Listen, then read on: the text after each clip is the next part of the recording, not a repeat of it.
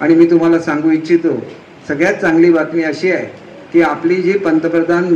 ग्रामसडक योजना आणि मुख्यमंत्री ग्रामसडक योजनेची कामं ही कंत्राटदारामुळे रखडलेली होती, ह्या सगळ्याला आता टेंडर भरण्यात आलेले आहेत आणि आचारसंहिता संपल्यानंतर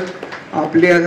मतदारसंघामध्ये एकही खराब रस्ता शिल्लक राहणार नाही, एवढी मी आपल्याला खात्री देतो। आणि त्याच्यामुळे असंख्य कामं मंजूर करून चालत नाही, ती कामं ज्यावेळेला प्रत्यक्षामध्ये येतात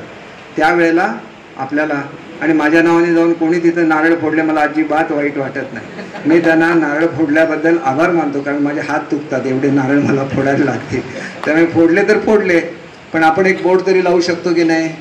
हे काम दीपकबाईंनी अमुक स्कीममधून मंजूर केलेलं आहे, साधा बोर्ड लावायचा, त्यांनी त्याच्या खाली येऊन नारळ फोडला, आपल्याला काय फरक पडतो, त्यांनी तर मंजूर केलेलं काम नाही। प्रत्येक ह्याला रेकॉर्ड असतं,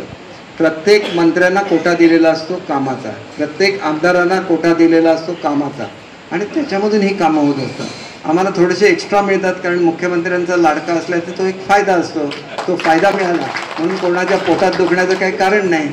बरोबर आहे ना। त्याच्यामुळे आता कुठलाही मनामध्ये ठेवू नका,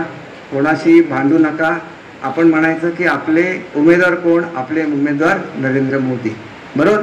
हे म्हणायचं, आणि ज्या दिवशी उमेदवार जाहीर होईल त्याला सांगायचं की आमचे नरेंद्र मोदींचे प्रतिनिधी हे आहेत, मग ते किरण सामंत असतील, ते नारायण राणे असतील, आणि मी तुम्हाला सांगतो नारायण राणे साहेबांशी माझा झालेला वाद हा तत्वाचा वाद होता, तो व्यक्तिगत वाद कधीही नव्हता।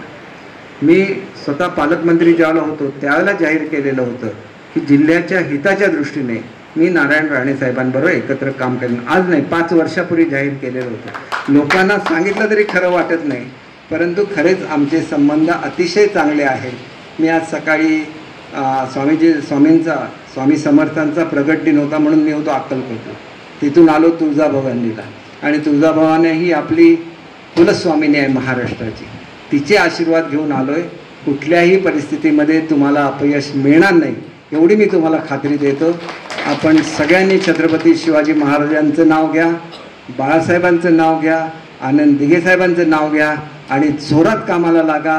किमान 1 लाख मतांचं लीड हे सावंतवाडी मतदारसंघाने महायुतीच्या उमेदवाराला दिलं पाहिजे, आणि ते तुम्ही करून दाखवाल अशी मला खात्री आहे। आमच्यामध्ये ज्या ज्या लोकांनी प्रवेश केला आहे त्यांचं मनापासून स्वागत करतो।